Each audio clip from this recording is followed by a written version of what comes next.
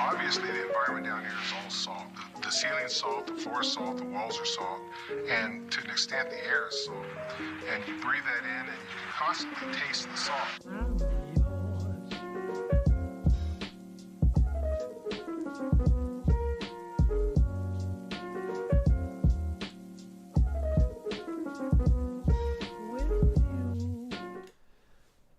All right. Hello, everyone, and welcome to Past the Salt, being recorded live on March 12th, 2022. I'm one of your hosts, Taylor. And I'm Matt. And we are, of course, back in the studio for our second in-person podcast. Yeah. Feels good, man. And we helped soundproof the room, or sound adjustments on the room, by laying down a bunch of blankets and hanging up a couple. So hopefully not as echoey as before. Right. Better than last time, still not quite where it needs to be, but we're getting the equipment in to where it needs to be. So we'll be good next week. Yeah, hopefully that'll be all installed, ready to go next week. I know maybe a little bit of time where it's going to be weird, but yeah, we'll figure it out. We'll get it dialed in eventually. Yes, that is the goal. Yeah. All right. So anyway, how have you been doing? I've been doing pretty good.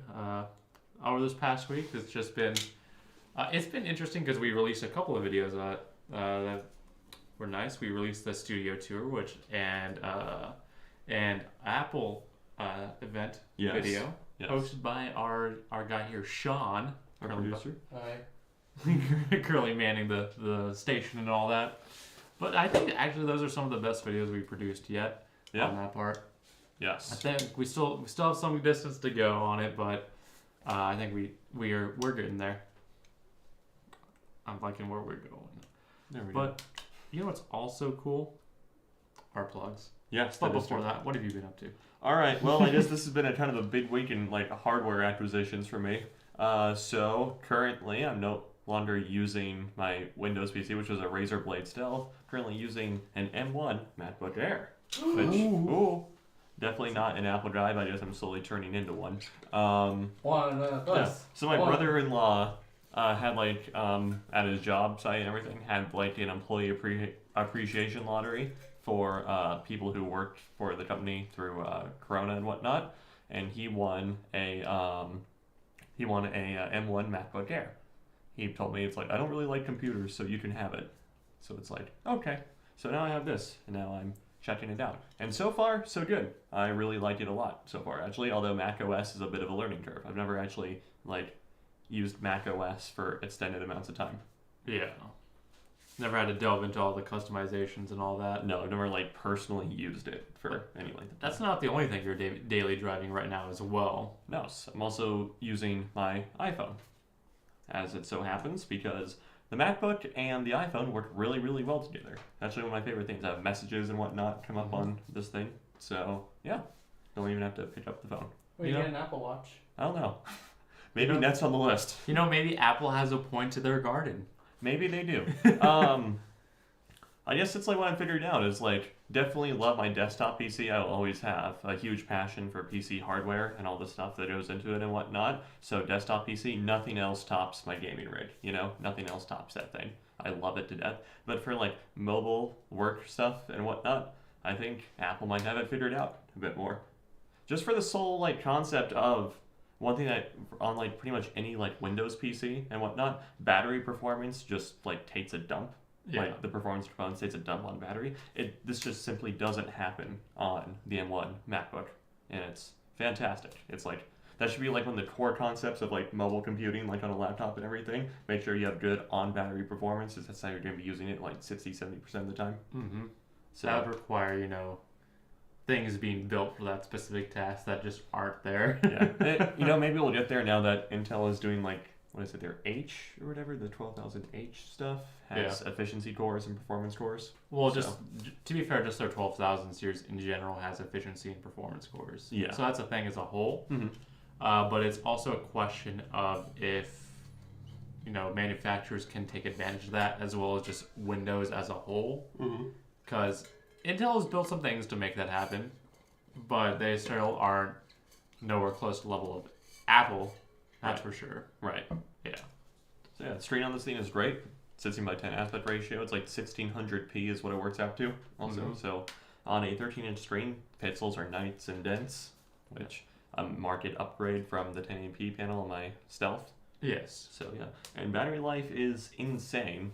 It's like I got this on a Wednesday. Yeah, got this on Wednesday. Charged it to full once and everything, and just using it sporadically on and off the past couple of days, went down to like 75% before we started the Discord call and whatnot. And actually, the screen share that you guys will be seeing is streaming from the MacBook over to OBS and whatnot, over to the podcast. Mm-hmm. So we will check and see how the battery held up after doing that for like an hour and a half or so that this thing usually takes. Yeah.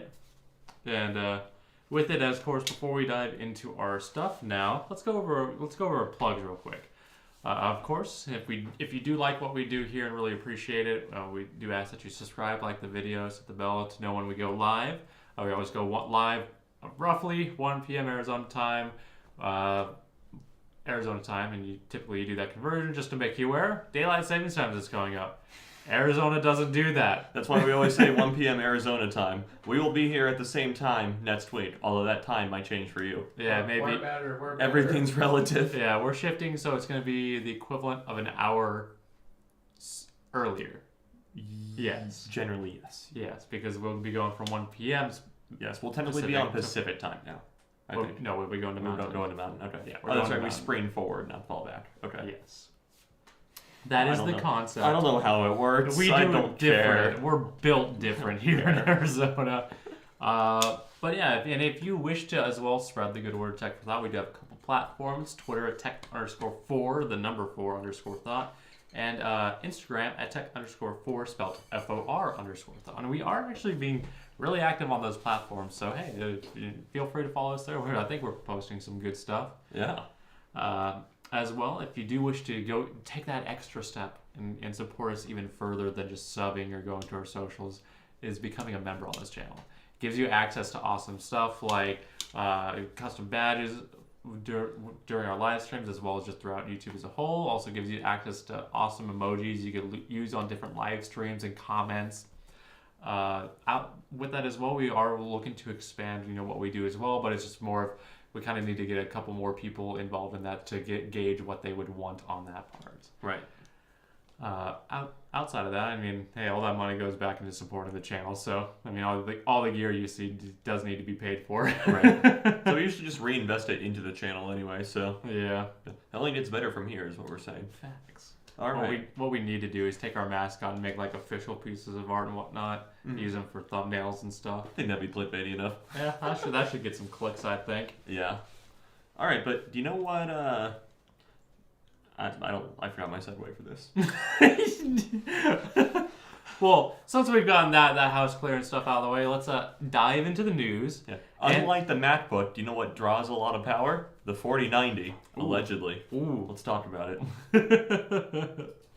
This is gonna be a hot card, that's for sure. Yeah. All right. Do you want to read this one? Yeah. After I drink my cool water, because things are heating up. Right. So for the title of this, you can see here that so NVIDIA's GeForce RTX 4090 class GPU will with 600 watt TGP has reportedly been confirmed.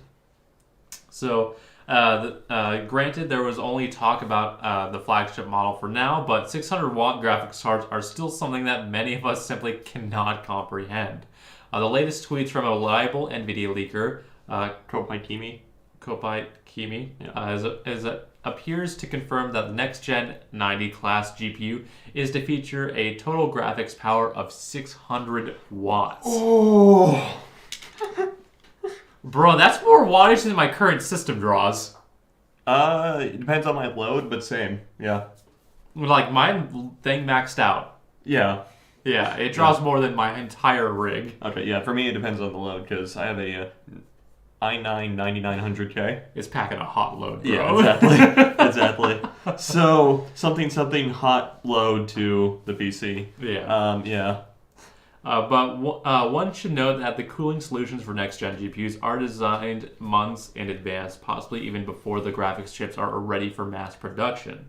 Physical characteristics such as GPU size and its position on the board can be planned in advance. Furthermore, just because the cooler is capable of dissipating 600 watts of power, it does not mean that such configurations will be used by the GPU by default. The cooling capacity is often described as a maximum heat that can be generated by the graphics cards. For instance, when power limits are modified by the user during overclocking. And what the next part says, just a couple tweets on that. But it says a 600 watt power limit will surely be a challenge for board partners. However, it won't be as complicated as some users might think. There are many air-cooled models with a max TGP already reaching as high as 480 watts. You still need to add another 25% on top of that. Yeah, there's like overhead, which I think is what the article is insinuating, how it's like this 600 watt cooler might have overhead built into it. So it's like maybe the card will only be like 550 watts or so, but they have that extra overhead for. It's gonna be a 4-slot GPU. Watch it, I guarantee. That thing should be a chonker. It's gonna be thick. Yeah. With it, such as the RG Strix 3090 from Asus, for example. The graphics card is still 3 slots thick and requires 3 fans, but this is not really that extraordinary these days. Exactly. Have you seen like especially like the MSI like 30 series stuff? Oh yeah, MSI is always like our Yeah. chonky boys packed for power. Yeah. But AMD-based cards such as the RX 1600 XT Toxic Liquid from Sapphire has a maximum TGP of 400 watts and already ships with external water cooling. Interesting. So maybe it's a path that NVIDIA might take while they're with their next gen GPUs by introducing liquid cooling for its flagship models. And AMD has been doing this for many years now. Okay. Yeah, they originally did it back in the Fury X, the one that I have. Yeah, that's right. That was a badass card. That was really ahead of its time, honestly. Yeah. Because we're seeing like all the starting technology. to see like a lot of the mid-range cards just do like go higher like memory speeds and whatnot, and not so much capacity, just to like flush things out quicker, so that they can still be confident in 4K. Yes, and it works. Yeah, and the self-contained liquid cooling, it was cool. Yeah, the issue is with HBM2 is it just tends to run really hot, just like GDR6X. Yeah. So that's the current issue, but water cooling was the best solution for that at the time, which probably still is.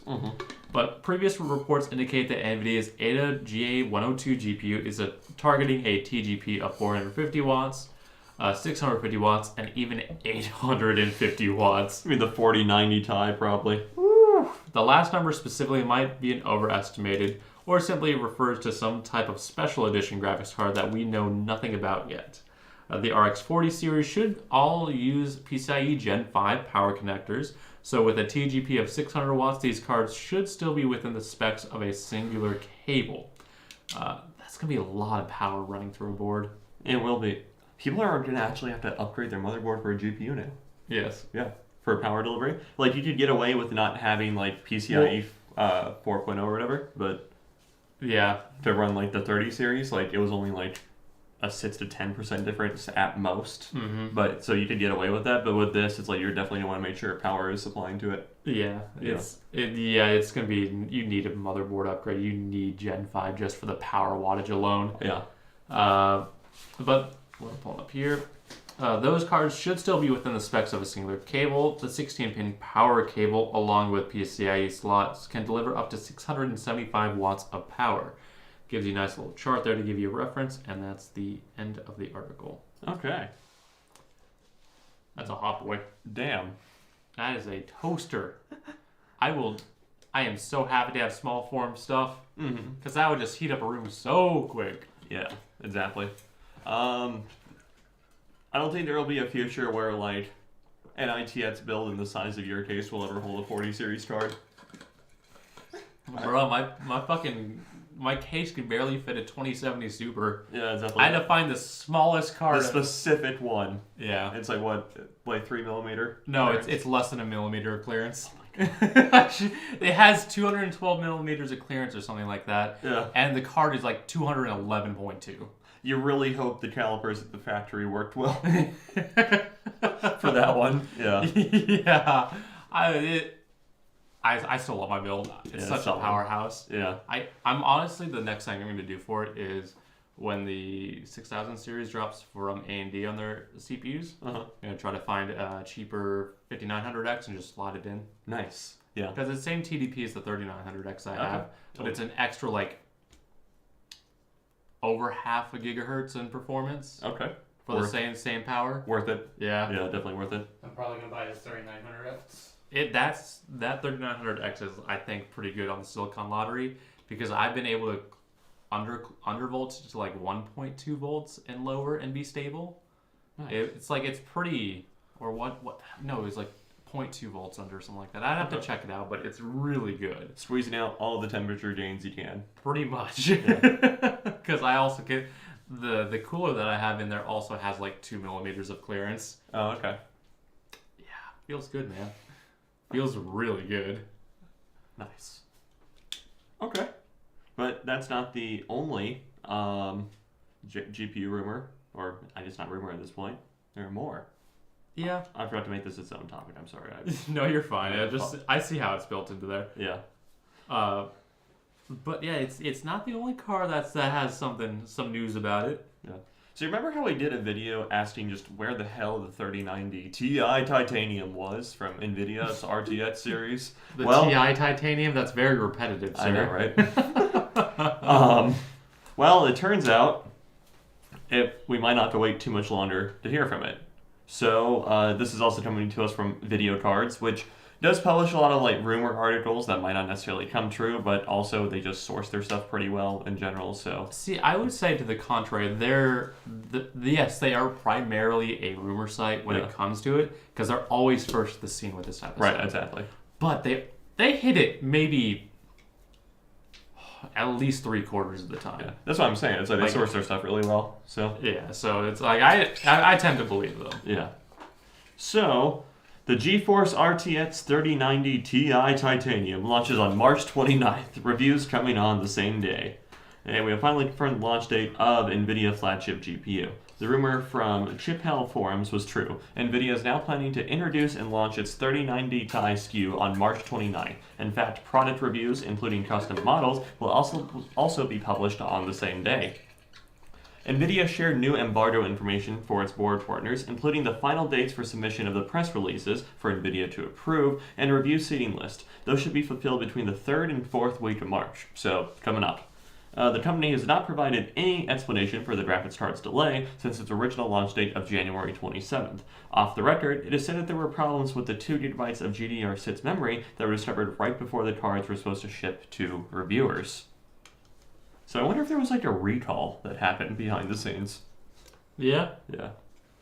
Anyway, the 3090 Ti will feature the GA102 TAP350 GPU with 10,752 CUDA cores, a full configuration for this GPU.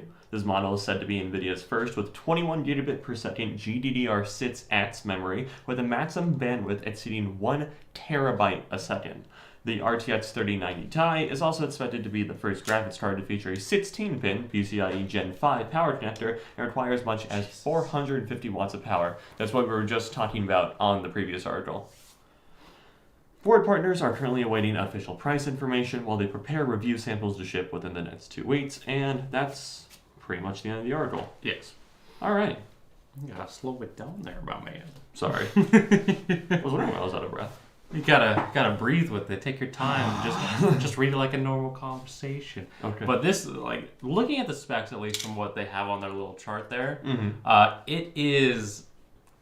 I mean, the CUDA core count, it is a bit higher than the 3090 on that part. It's like, what, 300 more cores on that? Roughly, yeah. Yeah, roughly about 300 more cores. A little, actually more like 250, 240. But the important part is the jump in clock, which goes from a base of like 39 or 1395 to 1560. Yeah, that's significant. That's a big jump. Yes. As well as, the clock speeds as well as the memory bandwidth bumps are going to be the big performance drivers here. Yes. Not so much just the extra cores. Yeah, definitely. That's going to be the difference maker there. Mm-hmm. How much do you think this card's going to cost? The 3090 was $1,500 at launch. Yep, it has the price charts down there for you if you need it. Oh yeah, okay. $2,000. $1,800. You really think it's gonna? $1,799. I think it's gonna cost $19.99, if not $24.99. Oh, you think it's? I don't think it'll be a full 1,000. No. Okay, say that, but look at the 3080 to the 3080 Ti. I know. That is a double, almost double in price. But are significant more performance gains from the 3080 Ti. And there can be significant gains from the 3090 to the 3090 Ti. So okay, my base would be $19.99, maxing out $24.99. It's either one of those two extremes. Okay, I'm thinking. Do you want to? Yeah, you might actually be right because they just like doubled it from the 30. I was still thinking of what they did before, like before the 30 series. They did just like dead ass double it. So yeah. Okay. Yeah. No, it could be pushing 2,500. Mm-hmm.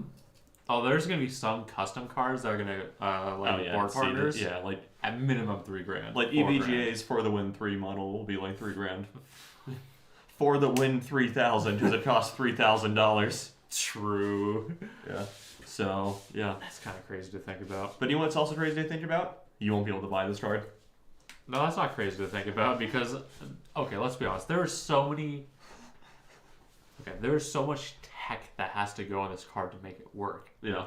It has to be like I said in my video about it, the specs on it have to be like airtight. Yeah. You cannot have a 102 be just falter just a little bit. And on top of that, they pack in so much RAM into there. If one of those modules fail, like they were just having issues with, you're done. Dead. Yeah, done. You're done. You're done, kiddo. But yeah, I mean, it's not surprising with everything that they're packing into it that they had to delay it by a couple months. Right. Yeah, I'm just interested to see how close I was to being accurate on the pricing. Well, not pricing, but in terms of like the reason they had to delay it. Oh yeah, because apparently it was a thing, like a manufacturing issue, but it was just related to the RAM instead of the chip itself. Yeah, that to me sounds like a stability issue. Like at the speeds they were trying to push it, it was just like one of the memory modules just could not keep up. HBM2 onto it. Exactly. I know. Okay, let's be honest here. If you're like gonna make you pay for a card that's $2 to $2.5 grand. Yeah. Just put HBM on it. It's going to give you everything that you need and even more performance room. Yeah. Yeah. But you do you, NVIDIA. It's okay. You only made more than AMD and Intel combined, so what do we know? You're worth more than AMD and Intel combined times 2. At least according to the New York Stock Exchange. Yeah, according to Stonks. Yes. Not a financial podcast, by the way. Oh, it's a camera. Get the damn lens. No! I need something to fiddle with. Do you want your ball? Oh. Down there somewhere. Like, I don't know where the fuck it is, so. It's like right there. I'm not picking it up. You want me to grab it? Where is it at? Oh, table here. No, I have this. He'll be fine. Okay. Alright, so. I can't wait for reviews. I guess we all know what all of our favorite tech channels are going to drop that day. Oh, yeah. On March 29th? Yeah, exactly. Yeah. We know the video for that. Do you think that they're going to do any sort of converse for it beforehand? I don't think so. No. Maybe a little soft launch. Oh, yeah. Yeah. They'll just kind of drop. Yeah, that's kind of sad. Kind of sad, not going to lie. They're going to drop it like, hey, here it is. Go look at it. See ya. Pretty much. They're going to be like, hey, there's like 50 of them. Good luck. Right. Have fun. Not really. Yeah. I'm just still curious on like the cooling solutions and all that type of stuff. It's gonna be interesting to see because it's gonna have to be a beefy boy. It's kind of amazing how we just made the pretty much just for all intents and purposes kind of skipped Gen 4 of PCIe. Yeah, and a lot of that has to do with Intel because they missed out on Gen 4 for such a long time. Like, they kind of missed the timing on that. They were like, do you know what? We're not going to be caught with our pants down again, so here's Gen 5. And fair, it was like that with Gen 2 as well. Like, PCIe was like a standard, then there was Gen 2, and then just Gen 3 just kind of took over. Yeah. Kind of similar things. History repeats itself on that part, I guess. Yes. Neato. Okay. You know what's not neat, though? Huh. Artesian Builds. That is true. Yeah. That is very not... what they did was not very cash money. That was not very daijoubu of them. Yeah. All So... right. Pulling that up. Give me one moment, just organizing my tabs. You're good. Back, I'm grabbing a drink. You didn't bring a drink into here? No. Alright. This dude. Alright. Hey, while he's doing that... Oh, We have you didn't drinks. even leave it so we're big on the screen. You left us in the news mode. Hey, you guys talk about the article. Cheers. I was gonna say we're gonna do a little water break. Okay. I got something. I love the hydration Feels good. from the water bottle from ltgstore.com. Okay. Well, Okay, that lid's closed. I need to get new lids for the water bottle. yeah, that'd be so nice. Yeah. Is Chloe coming in? Is Doggo one in? Play. What? Good girl. Yes, Okay. please. Hi, girl. She's Okay. warm. Oh, Must have been laying down on the couch or outside. yeah. But She's like, where's my blanket?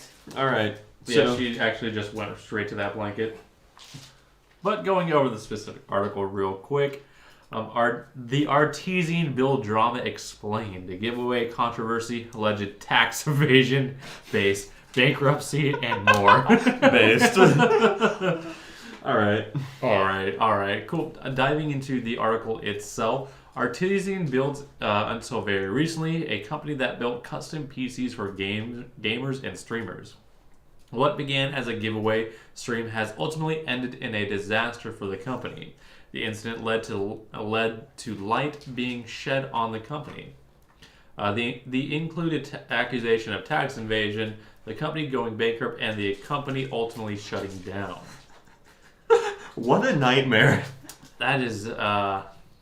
Yeah. But a little tweet here says, if you haven't heard, Artesian Builds do not care about their small streamer ambassadors. They have monthly PC giveaways for their ambassadors. Great, right? Except they don't care for small streamers. I got chosen and they changed the rules last minute. Yeah, so to provide more background for the tweet that was just read, that's streamer Kia Pia. She was tiny before this whole fiasco drama happened and whatnot, and she was an ambassador for Artesian Builds, which is like this boutique-y system integrator and whatnot. And I guess they have like two offices, one on the West Coast and one on the East Coast and everything. Mm-hmm. The one on the West Coast is in San Francisco and basically does all their PR-centric builds that they do with like streamers and whatnot, stuff like that. And then the one on the East Coast is where the actual work to support the company gets done. A majority of like they're just normal paying customers and whatnot. Yeah. And so the West Coast office was run somewhat independently by Noah Katz, who is also the CEO, and the person who got Artesian Builds into this entire mess. So pictured in the tweet there is a giveaway stream that Artesian Builds was doing, and they were raffling ambassadors to win the build that I'm pretty sure you see on screen there. And this small streamer named Kia Pia got chosen out of the raffle, basically. Mm-hmm. And then all of a sudden, Mr. Katz decided to change the rules at the last second and be like, oh, Kia Pia doesn't have enough viewership or whatever to which is dumb. Deserve the PC, even though that was never laid out as rules in the first place, and then cue the shit show. Yeah, so the whole controversy began with Artesian Builds CEO live streaming a giveaway. Kia Pia, a Twitch streamer, was supposed to win, but the CEO did not approve of their metrics. Despite meeting all the requirements, a huge wave of backlash hit the company as a result. Understandable. Following that, a Twitch streamer claimed the Artesian Builds was deliberately making their PC builds weaker by throttling their overall performance, and a debate sparked up on Reddit. A wealth of huge streamers spoke up about controversy, and groups like OTK declared that they would not work with the company. Artesian Builds then came under fire for alleged tax evasion, and because of this, the company had its business license suspended. The final moments was streamed on when the company was shut down indefinitely, and this all began with a giveaway stream. All you had to do was just give away the PC and not throw a fit about who was winning it, that they weren't famous enough. That's literally all you had to do. Yeah. It's like you've approved them into the program, just... Yeah. Yeah. But Noah Katz, CEO of the company, openly mocked a Twitch streamer who won their free PC giveaway. The CEO mocked the streamer because of their metrics. The Twitch clip quickly went viral, picking up nearly 2 million views on Twitter alone. The streamer won the giveaway fair and square, but cats decided to remove them from the contest. The CEO blamed this on the streamer not having a single click on their affiliate link. Which was not a requirement for the contest. Yeah. What yeah. an ass. And therefore they came across it came across incredibly petty on social media. Numerous big names in the content creation industry have spoken out about it. And the company offered to give the streamer the PC anyway, but they turned it down. I don't know, this is in the article, but apparently, like, right after it happened, Jay's 2 Cents built the streamer, like, this really nice custom PC and delivered it to her. Because she was in California, too. Nice. Yeah. He has a video about it. I'll have to watch that sometime. But not too long after the giveaway controversy, several people spoke up about Artesian Builds, including some of the biggest streamers on Twitch. An example of which would have to be Mizkif, or who couldn't believe the PCs they sent him was in the sorry shape it was in. He called it a shit PC, to quote, and he wasn't worried about losing a sponsorship. OTK, the gaming organization started by Mizkif Asmongold and Rich Campbell, Estvan, and Tips Out, also said the officially parted... Oxford comma? I don't know, man. Also said they officially parted ways with Artesian Builds. They took everyone in the community who spoke up in consideration and refused to do further business with the company. It did not take long for Nick Merckx also to speak out about the controversy, and not only mince the words. Nick Merckx of FaZe Clan said that he didn't want to support the company in any capacity. Nick Merckx was a co-founder of FaZe Clan and one of the biggest names in esports. Yes. Very big name. You don't want to... Don't fuck with them. You know it's bad when you have FaZe Clan against your side as well. Right, exactly. Because they have so much sway when it comes to, like, any sort of esports field. It's kind of crazy. Yeah, just kind of the culture in general, too. Yeah. I know they're most commonly known for their Call of Duty teams, but... Yeah. They have a sway in just about any esport. Mm-hmm. While he did briefly talk about how he's not a fan of cancel culture, he didn't think any good would come out of the situation. And YouTuber... Now we get the fun part. Yes. And YouTuber OnePeg alleged that Noah Katz, the CEO of the company, wasn't paying their taxes. The YouTuber talked about a website that looked at corporations and companies that are incorporated into them. For Artesian Builds, it was Artesian Future Technology, which is the name of the company in North Carolina. The YouTuber then said, as of March 2nd, 2022, the Franchise Tax Board of Carolina suspended their business license of the company. In order for the company to resume building PCs as a business, they would have to pay taxes owed to California, as well as a fee. Artesian Builds had to remain open, but could not conduct business until they paid who was owed. OnePeg also pointed out that during this time period, Noah Katz bought a $150,000 car instead of paying taxes. Based. Wow. Going further into it, Artesian Builds lost many of their previous sponsored streamers, and the company tweeted that they would be open to being bought out. And afterwards, there was talks of an employee-led buyout, and things were looking incredibly grim for the company. Damn. The next week was a notice of all activities were being suspended, and that the company is doing outside analysis and counseling to make sure everyone caught up in the situation is treated fairly. Thanks to one unfortunate PR move, everything spiraled out of control, leading to bankruptcy of the company. You know, it's funny as well because I saw Gamers Nexus.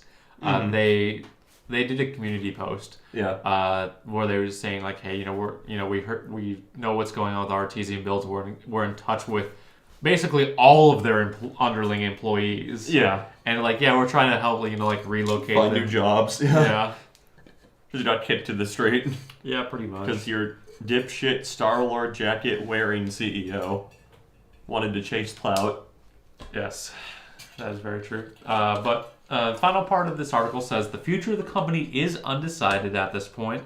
There is always a chance of a buyout with train wreck talking about buying the company and running it in the right manner. This also led to Power GPU saying that they would help take care of the back orders. It's an unfortunate situation that all began with very callous dismissal. I'm sorry, I can't read. Very callous dismissal of an affiliate of the company during a giveaway.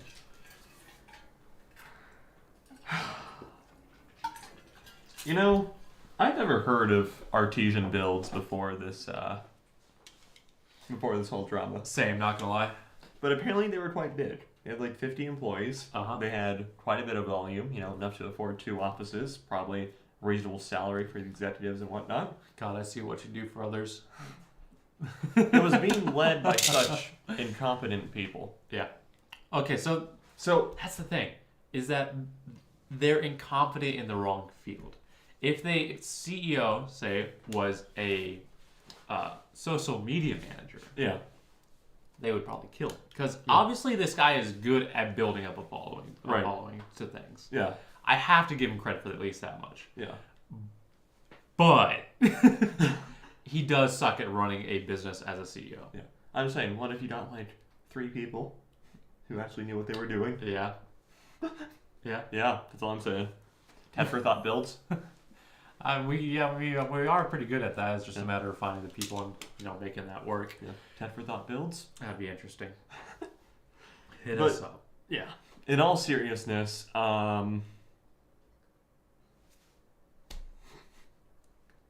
I don't even know what to say, man. Just like Tax evasion? Yes, tax evasion. It's like, that picture of like the really large domino, like at the end. Oh, of like it's, the small domino? Yeah, like that meme picture and whatnot. It's just like We need to make a meme with that. Yeah.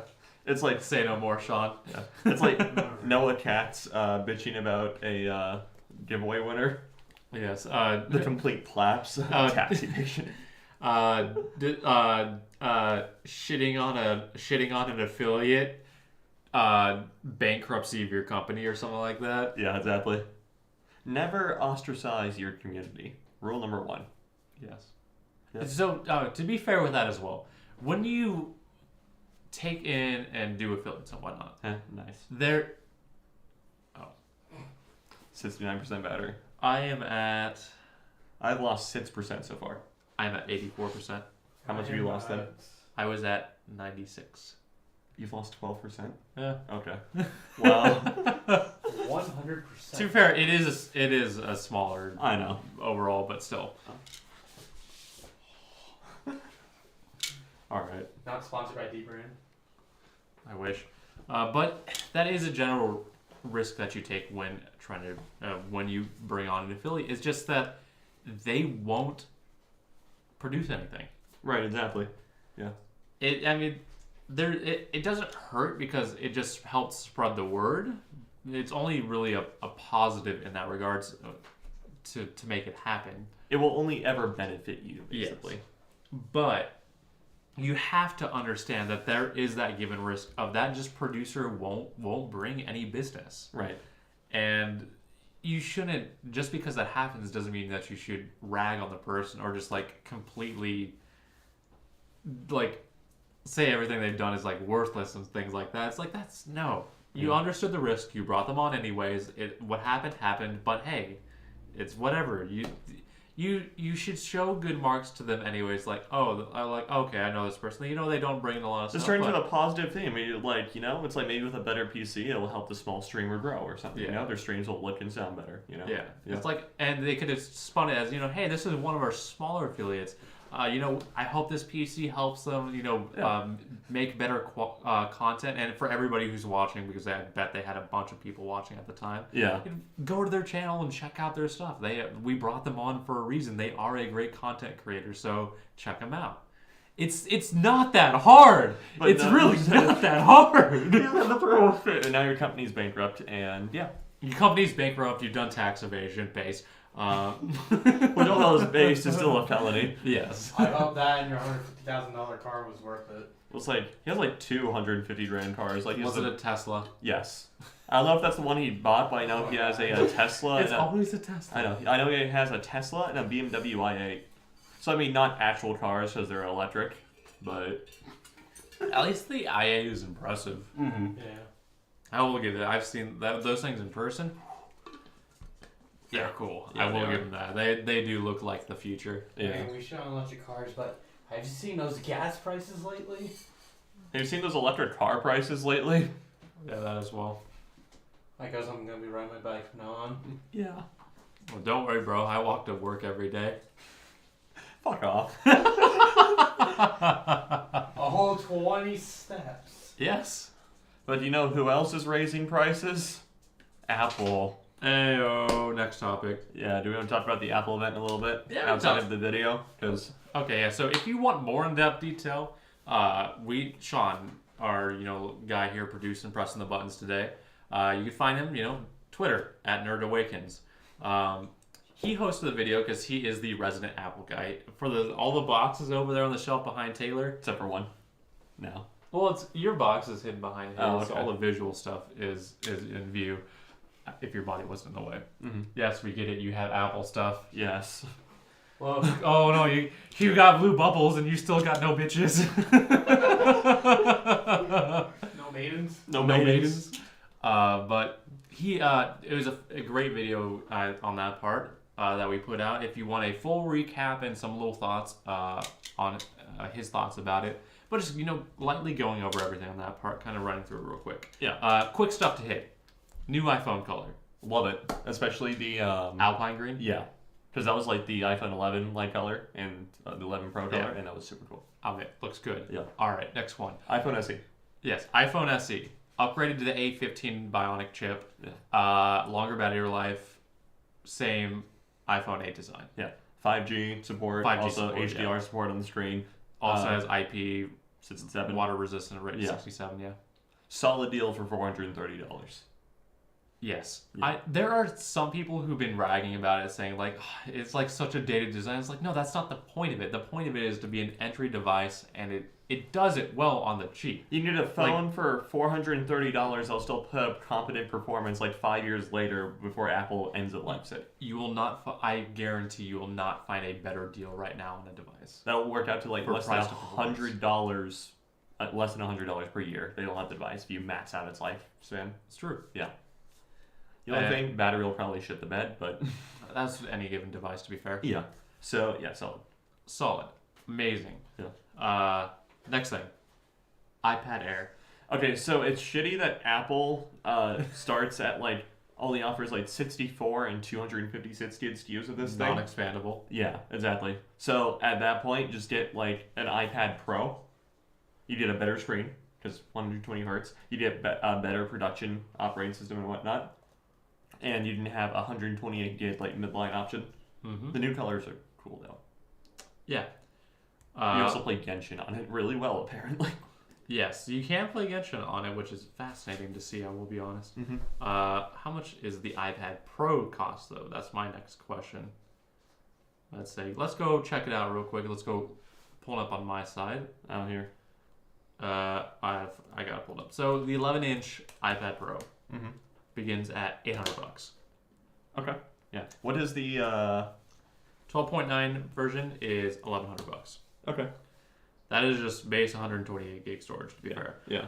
With it though, that's $200 more. Yeah. And it just really depends, because sometimes when a tablet is just too big, it doesn't feel like it should be a tablet anymore. That's one thing. Like for the iPad Air, Mm-hmm. it's great for size. That's a reasonable sized tablet. Although I've never super been into tablets myself, because I always prefer just smaller laptops in general, like ultrabook form factor stuff. So it's like whatever I'm not going to do on the phone, I'm just going to skip the tablet altogether and do on a laptop. Yeah, That's always been my personal philosophy. And I'm kind of the opposite. I don't really like laptops too much. Okay. There's just things I wish I could do that I can't. Mm-hmm. And for what I currently have, which is the Surface, this is the Surface Pro 6, I think so. Yeah. I think it's the 6. It's one of their higher end models on that part. It does like everything I need. It does a tablet because it got Windows. It does that well, and I like being creative and stuff. So when I need to, I could whip off the keyboard and do some nice tablet stuff with my pencil. Do you have a DeviantArt? It's really the best of both worlds, in all honesty. Yes, it is the best. I don't like the Surface Pro 8 design though. I have not. It is so it's kind of the same. It's thinner though, and it has a bigger screen, not as or kind of technically bigger screen because the bezels on it aren't as big. Yeah. I see. Oh, that's interesting looking. It works. I just don't like it though because I like having the little bit of angle that the given keyboard has on the 6 and 7. Yeah, that's really interesting looking. Windows 11. It also doesn't perform the greatest because it thermal throttles like a bitch. The nice part, at least about the 6 and 7, it does have a little bit of it has air slots in it, and it does have a fan in there that does work. I think the 8 is just entirely self-contained. Oh wow! And it has Intel inside of it. Oh god. Yeah. Trying to be Apple can't be Apple. Kind of. It feels bad. And they changed the pencil or the pen. The pen. My bad. Yeah. So that it's not the same. Like it's a weirder shape. It's more like oval. This one, it's more round. It's actually kind of teardrop shaped, which works perfectly with when you hold it and you place your thumb on the button like you're supposed to. It is like perfect ergonomics in my opinion. Okay. Yeah. It works. It just works. Okay. And they got and fucked it up. Okay, so keep that pulled up. Yeah. So let's see. Look at the new iPad Airs. Starts at $600. Okay. Yes. So yeah. If you want, let's say it only goes like 64 to 256. And how much? How much is $750 for the 256 one? And that is still less than an iPad Pro. Oh, okay. Yeah. So base model 11-inch display. Yeah. Space gray. 128 gigs. Mm-hmm. $800. Wow. Yeah. So it's a deal. It's a good deal. Yeah. It's expensive. It's Apple. But yeah. it is a decent deal though, all things considered. Yes. Yeah. Okay. Huh. Matt praising Apple? No. Okay. I'll admit, Apple does make good products. They just tend to be expensive, and they don't allow for any sort of level of decent customization, in my opinion. That's the most killer thing I'm experiencing on both these and whatnot. But there's 5 different colors. But cope. But Sneed.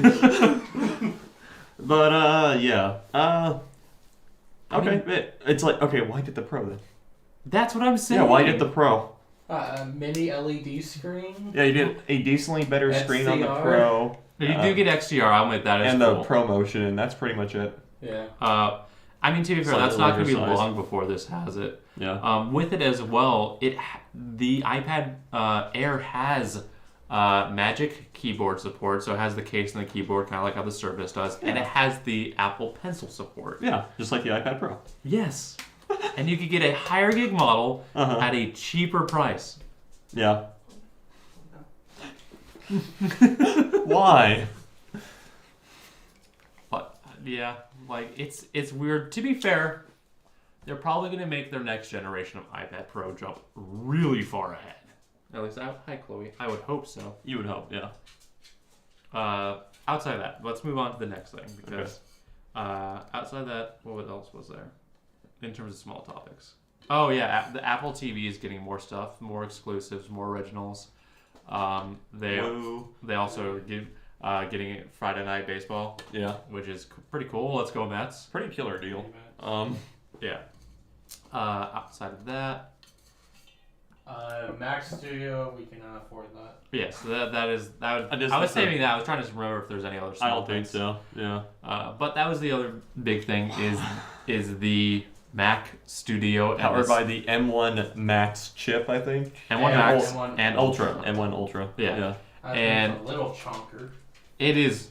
It's honestly not that big in my opinion. Is it? It's bigger, yes, than the Mini Mac. Yeah. Mac Mini. But it's still not that big. It still fits easily on whatever monitor, whatever desk you have on. Yeah, it tucks away nicely. Yeah, it's not a problem. I was just trying to remember if we had anything smaller, but I don't think we did. They also announced the Studio display to couple with this, which was cool. I think that's actually a good deal for a display. $1,500 for that.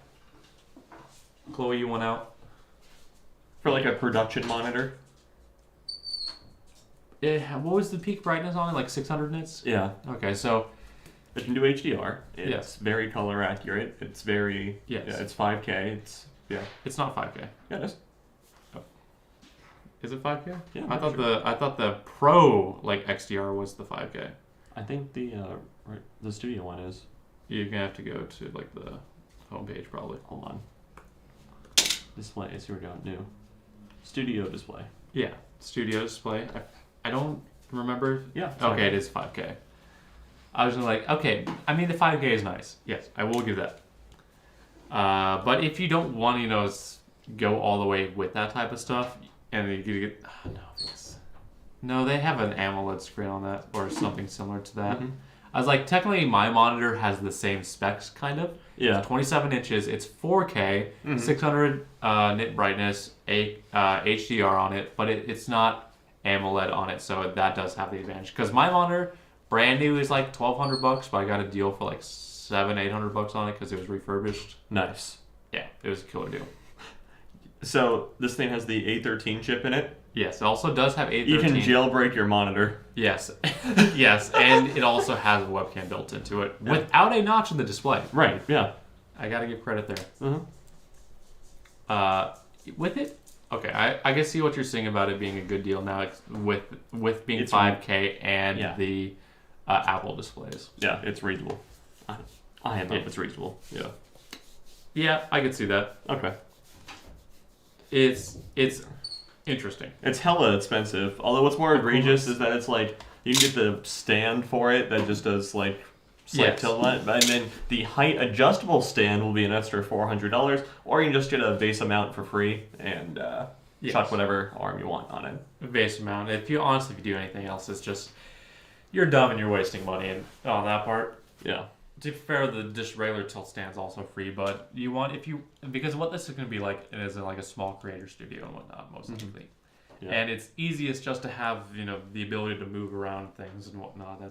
It just makes it easy. So yeah, I would just go for the base amount on that thing, and yeah. Okay, so going back to the actual computer, the Mac Studio and whatnot. Real quick. Yeah. Will the center stage support that it has built into it? If you plug it into a regular Windows PC, will that still work? No. Because everything is on board because of the A13 chip, so everything like that is processed on the monitor. Yeah, I don't think it. Well, I mean, also the special software, the Mac programs. Yeah. You'll probably have to make a Windows version. Yeah. No, it was a curious thought. Yeah, I don't think so because you can't do FaceTime off Windows. Well, is it? I don't know if that's a FaceTime exclusive feature. Yeah, center stage is a FaceTime thing. Well, it has it like my thing is because it's built into a monitor now, and you can plug that monitor to something that's non-Apple related. Will it still work? Probably No. not. No. That's something that I would personally want to see tested, just out of curiosity. Okay, because I'm pretty sure it's like a software driver level thing. Yeah, but I'm like, I know they said like stuff like that is done on the monitor to keep tasks off the computer to make it. The processing itself might be done on the monitor, but what I'm saying is like it won't process that unless it's running FaceTime. Fascinating. We'll have to see. Yeah. I don't have enough money to buy a monitor like that, nor the desire to. So same. Yeah. I want a nice 4K 144 gaming monitor. How about you, Sean? No. No. I like my ultra wide. Fair enough. You could use it for a vertical monitor. A $1,600 vertical monitor? No. I've seen people spend more on a vertical monitor. Yeah. If I ever get one, I'll use that as my editing monitor because color accuracy is going to be really good. True. Yeah. Okay, so can we talk about the actual computer? Yes, now we can dive into the computer. I want to say how... So, the fusion technology that Apple was talking... Ultra Fusion, thank you. That Apple was talking about how they were able to essentially just plug two M1 Maxes together to make the M1 Ultra Instinct version. That was pioneered by TSMC, which, no surprise, because TSMC actually fabs all of Apple's design chips and whatnot. Yep. So I seriously... quote-unquote Apple silicon. Yeah. So I seriously wonder if there are any other designers that use TSMC that will tap into that technology. No, I would see it because, for example, AMD's chiplet design, because they make, for those who don't know, AMD's like say a 16-core CPU, for example. They will have chiplets in it. So there's like a main hub that everything connects to, and 4 chiplets that have 4 different cores on each of those chiplets. So in case, like say, like you don't make a whole die on that part, and one of the cores is bad, you throw that out. Yeah. Instead, you could save 90% of it, cut out the bad part, and throw another chiplet on there. Yeah. It's a great return on net return on it. It's a way to salvage stuff, prevent some waste too. Yeah. I'd imagine that's same principle there. Yeah. Okay. It's probably Apple has probably done it different so that the chiplets are much closer together, if not connected on that part. But that's the overall principle that I think they're going with. Okay. Yeah. Yeah. Because that's at least from my point of view, what I gathered the Ultra Fusion was. Does it make sense on that part at least? Not really. But it's almost like I guess I would compare it to like Infinity Fabric almost from AMD, but a much higher throughput, and so much so that it's like the SoC is just recognized as one as far as the. I mean, to be fair, the SoC recognizes like my CPU as a 12-core CPU, but there are probably like 4 or 5 different chiplets in there. Yeah. That's what I'm saying is kind of the same principle behind that. Because it is just 2 M1 Maxes duct taped together. Yeah, no, I think it's a little bit different than like 2. I'm saying it's a similar process, but theirs is definitely more developed. Okay, no, I see what you mean. Okay, no, we're good. Yeah, you're good. Okay. Yeah. I see. Yeah, so it's like, it's 2 SoCs that are bridged together and are treated as one as everything is concerned. Yes. And those SoCs will of course have tinier chiplets on them. Mm-hmm. So, yeah. Yeah. Okay, And anyway, with it, theoretically, you get a hell of a performance boost. yeah. So let's talk about it. Up to these are vague, but let's just go through some specs here. Hold on, where is it? I'm gonna do up to 9 streams of 8K video playback at a ProRes level. Support up to 5 displays, 57 billion transistors, 11 trillion operating per second. That's all fine and good. I'm trying to find like the insane like. Here we go. Bandwidths. Yeah. Yeah. 100 gigabytes a second of memory bandwidth. Yeah. On the M1 Ultra. Mm-hmm. Only topped out by the RTX 3090 Ti. Just by a hair. 200. Yeah, just By a like bit. 200. Yeah, it's kind of crazy. It's Plus, nuts. with it as well, you have a unified 128 gigabytes of memory. Yeah. Which also technically tops the best GPUs because it can adjust, so you can have exactly. Up to 128 gigs on your GPU. And start throwing technically. system memory for the graphics engine, which is kind of cool. Yes. So it's credit. So yeah. As well as because it's just unified like that, you don't have to send it back and forth. Honestly, that tech is just great. Yeah. Let's see. Let's just go ahead and order now. Do you think?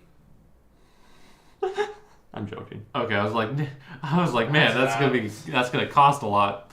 But with it, do you think Intel will develop technology like this because they're starting to go more balls to the walls with GPU designs? I think so, yeah. And even like, so can I borrow the company card? No, we don't have a company card. I need $8,000. Okay. Even if we had a company card. Yeah. No. Okay. There we go. Well, there's no way we can get a return on that would be worth it. I know. I'm just messing around. But yeah, for a maxed out Mac Studio with, the Ultra, 64-core GPU, 128 gigs of memory, 8 terabytes of SSD storage, which is non-upgradable, so you have to use external. That hurts. It's gonna cost you $8,000. So I hope you're a really good photographer. $79.99. Thank you very much. Oh, okay. I'm sorry. That dollar makes a difference. That is true. Yeah, That's $1,000 in tax on this bitch. Depends on where you live. Here in Arizona, it'd be closer to Like 800, I guess. No, it'd be closer to like 600, like Okay. 650, because we have an 8% tax. Okay, yeah. Anyway, so yeah, so what we were talking about, it's like if Intel would ever do something like this or whatever, like a Mac Studio or whatever, but Intel edition, Yeah. it would probably be part of their NUC lineup. Yes, that would And be I cool definitely to see it in their cards, especially considering Pat Gelsinger has said before he wants to directly compete with quote unquote the lifestyle company in Cupertino, which is Apple. Yeah. So yeah. So I can definitely see Apple go, not Apple, sorry, Intel go the way of this. Just once they get more of their shit together. Yes, it is going to be very cool to see. I wish I could see AMD and NVIDIA doing something like this. AMD definitely can because they work on both the GPU and CPU side. Yeah. They don't really offer anything like Nooks though. No, they don't. Yeah. Which is kind of a shame because I think that's a big market they can get into because they are on a more power efficient side right now. Yeah. Intel will probably have to strike a nice deal with NVIDIA. Yeah. Well, no, because they're starting to get stuff going with their Oh yeah, true. art Their own cards. stuff. Yeah. It would require Which- significant development of their art cards. Yes, but to be fair, I don't. They could do it eventually. Yeah. I think that is in the pipeline because at least they have that concept there with their integrated graphics. Yeah. AMD doesn't. Well, no, AMD does integrated graphics. They've got better at that. Mm-hmm. So it's I saw some of the stuff there. Yeah. It's good. It's not as good, sadly. Okay. But let's admit, this thing's been thermal throttle. I think the most fascinating part about it is that the design draws air from the bottom, Yeah. runs it over the power circuits, runs it over the base, like the back of the motherboard, and across all that, and then sucks it in to cool the CPU. Yeah, the CPU is like on top. Yeah. Yeah. It's going to thermal throttle. I feel it. I would be on the M1 Max, probably not. On the Ultra, definitely. Yeah, that's true. I think the Ultra will definitely throttle. I think the Ultra's going to throttle. Because like the Max doesn't even throttle in a MacBook Pro, which it's pretty good. Yeah, no, that part is fine. Yeah. But the Ultra, I think, is going to suck. Yeah. Oh, and let's be honest, I don't think the performance is going to be as like I could see the 8K the 9 streams of 8K ProRes and all that because that's not a hard claim to do because their media engines are built for their stuff. ProRes Right, is exactly. a very Apple specific thing. It's not gonna do anything else to up to the level that they've said. I think it's Apple being intentionally vague to make their numbers look a bit better and whatnot. They it's always like do. Yeah, exactly. They always do. But it's like for the specific purpose, it'll perform very, very well and everything. Like for the purpose they're advertising for it. But it's like you can't run like games on this thing and get like a 3090 performance. Bro, you tell me I can't run my Genshin on that and kill? No. I actually think Genshin. No, would be Genshin does. Yeah. But, Genshin would be the easier thing to run. yeah. Genshin, no problem. Yeah. I play Genshin on my Mac Studio that cost $8,000. Fucking hell. Yeah. You know what I really wish Hoyoverse would do? I really wish they would make it so that PC can run 120 hertz on Genshin also because they updated it for iOS because the iPhone 13 Pros have 120 hertz. So they updated to run 120 hertz on iOS. Yes, if you have an iPhone 13 Pro. I did not know that. Yeah. But it's like they haven't done it for PC yet, and it's really annoying. You know what's funny? Because that part doesn't run at... like the base game itself runs at 60 FPS. Yeah. Every single menu in the mouse and whatnot runs at unlocked frame rates. Yeah, it's weird. I don't know why. I don't know why. I don't know, man. If they could at least give you the options to set your frame rate, that'd be nice. I'd like to be able to crank out 600 frames in Genshin. Yes. Make it look buttery smooth. Yes. All right. No, I guess not. Actually, one thing my monitor has that the Studio does not have, 144 hertz refresh rate. G-Sync compatible, FreeSync compatible. Nice. I like it. Yeah. All right. So I don't think there's a good segue for this next one. And other news. Yeah, I don't. Yeah, pretty much. Pretty much, yeah. So if you want to go ahead and spearhead this one. Yeah. All right, well, some of you might be familiar with the search engine DuckDuckGo, as it's always been billed as like the privacy-centric alternative to Google search and whatnot. And, well, it turns out for people who advocate free speech at any cost, they really don't take their own advice. So DuckDuckGo is being slammed for downrating Russian search results because they're joining the dot pile on Russia in general. Yeah. So, anyway. Oh, shut up. I don't care. Users of the privacy-focused search engine DuckDuckGo are accusing it of censorship over its decision to downrank Russian propaganda. DuckDuckGo founder Gabriel Weinberg's Wednesday announcement that the search engine would update its search results so websites known for spreading Russian disinformation would be downranked was not received well by its fans on Twitter. Canadian YouTuber and commentator Viva Frey, who is a fantastic lawyer, you should check out some of his law streams that he does, 15 years to build a company, one tweet to ruin it. DuckDuckGo sold itself on unmanipulated search results, now admitting it will manipulate search results. Hasn't been doing it all along, makes no difference now, integrity irreparably compromised with one tweet.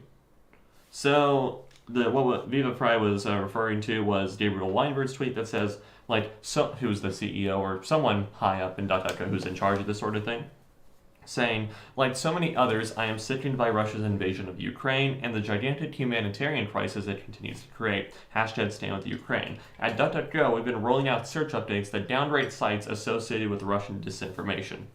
And everyone disliked that.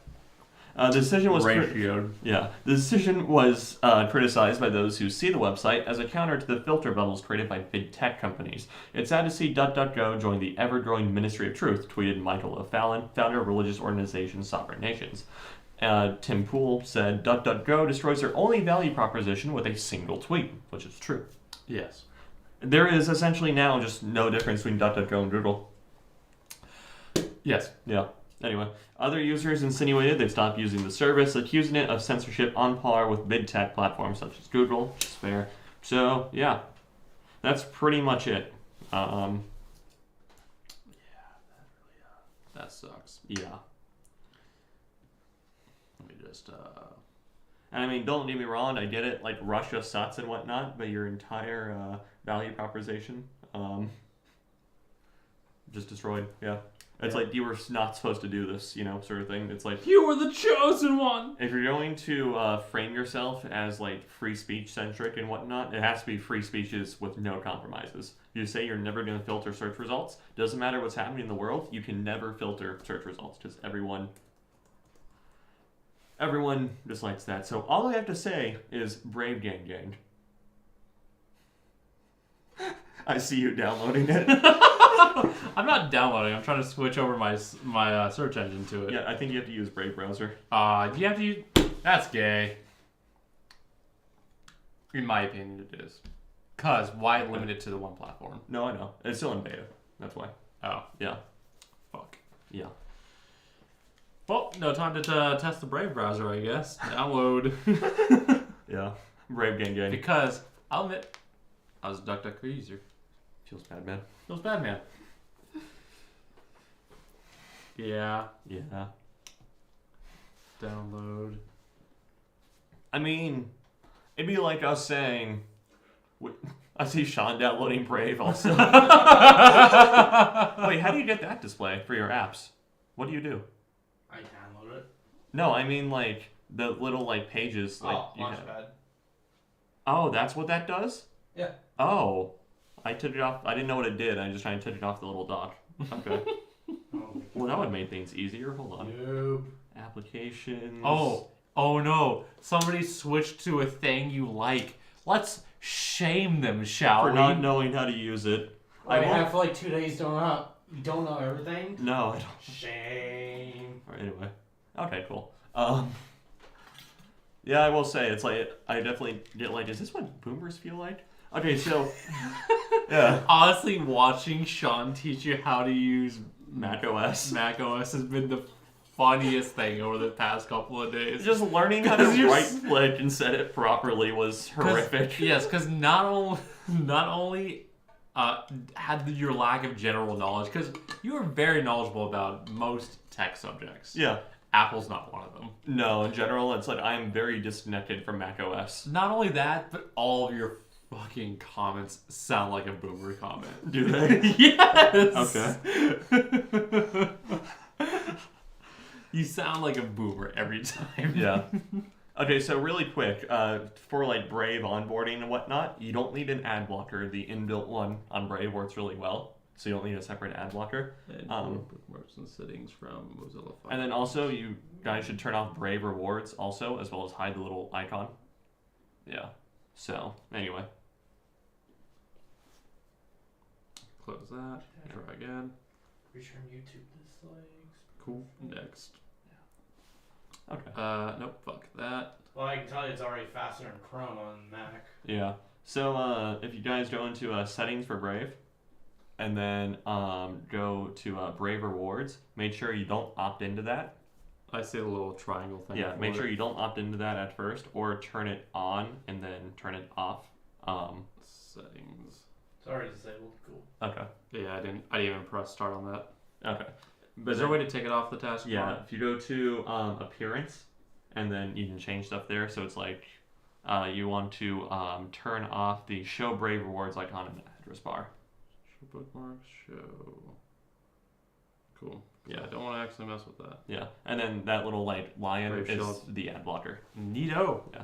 Then you can do like always show full URLs. You know, have the centered or wide address bar. I personally like the centered address bar, and yeah, get a nice inbuilt dark theme. Yeah.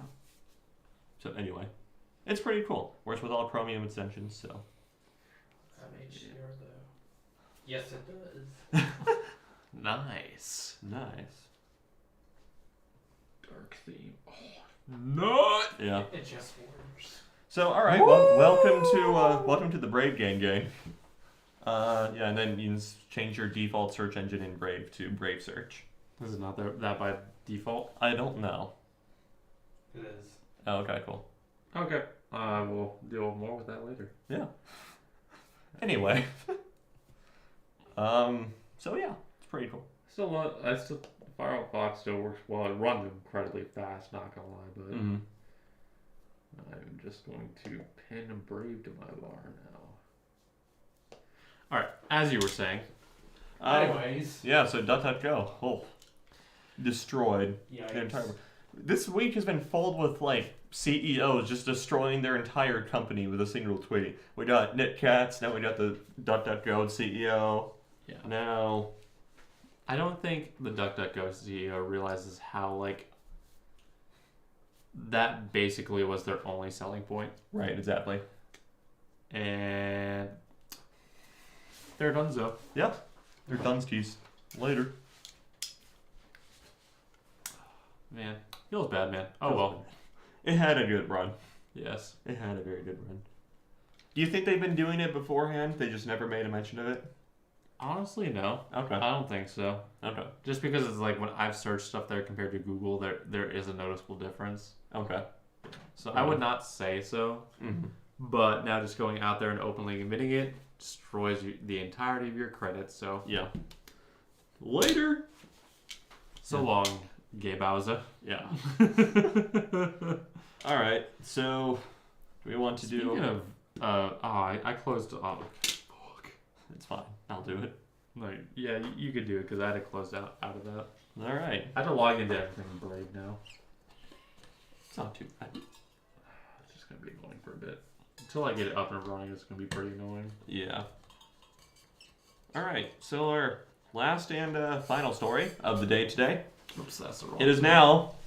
If you ever wanted to fuck over someone you really hate, well, now it's easier than ever to do it because due to a bug, it is now easier than ever to launch massive DDoS attacks. We're talking terabits worth of bandwidth launched from a single packet sent to the receiving end, the target, if you will.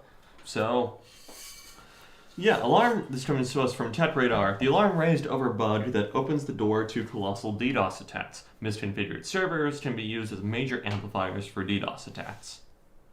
Nice. Yeah. Cybersecurity researchers have discovered a highly potent flaw in Mattel Micolab and MeVoice Business Express.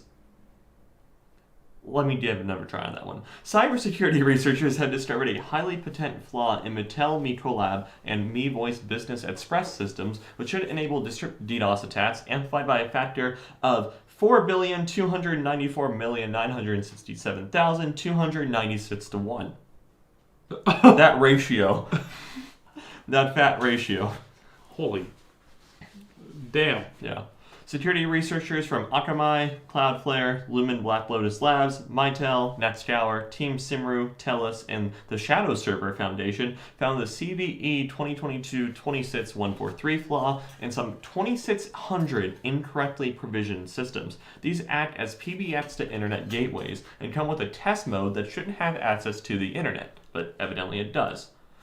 The exposed system test facility can be used to launch a sustained DDoS attack of up to 14 hours in duration by means of a single spoofed attack initiation packet, resulting in a record-setting packet amplification ratio of that very large number I said earlier. Shadow Server explained in the blog post. So it should be noted that this single packet attack initiation capability has the effect of precluding network operator traceback of the spoofed attack initiator traffic. This helps mask the attack traffic generation infrastructure, making it less likely that the attack origin can be traced compared with other UDP reflection/amplification DDoS attack vectors. In other words, a threat actor can abuse a driver in the Mitel system, making it perform a stress test of status update packets, as the Mitel system can produce up to that really large number again across 14 hours at a maximum possible size of 1,184 Is that 32 bytes. bits? Huh? Is that number 32 bit? It would have to be, yeah. Because it's definitely not 64, but Yeah. I think from what I know that like 4.2 billion is roughly 32 bit. Yeah. Okay, so I was trying to figure out where that number came from. Mm-hmm. That's maxing out. Yeah, it's saying just run it all. Yeah, I think that's max for signed integer on 32. So anyway, bytes that makes for a hell of a potent DDoS machine against a web hosting provider. So that would equate to just under 393 megabits per second of attack traffic from a single reflector/amplifier. So you can see how easy it is to scale this up and distribute this very, very easily. Yes, that is So- in fact. Yeah. That's 30. Was it right about it being signed? I'm sorry, there was a thing that popped up. The 2 to the power 32 is 4,294,967,296. So it's like two bits short just to say yes and no. Yeah. Yeah. If and true. Yeah, exactly. Kid you not. Yeah. Yeah. That's hilarious. It's maxing out the. Oh my god. Yeah. Oh, that's hilarious. That is amazing. Yeah. Maxing the integer. Yeah. So, yeah, that's super cool. That's so dumb. Yeah, it is. So now all you have to do is just send the target payload just a single packet, which is a minuscule amount of data. It's like kilobits. It's not even that. We're talking like bits. Oh, that's yeah, true. we're going down to bits here for just a single packet of data. So, yeah. Yeah. Okay, comment. Oh, what's up?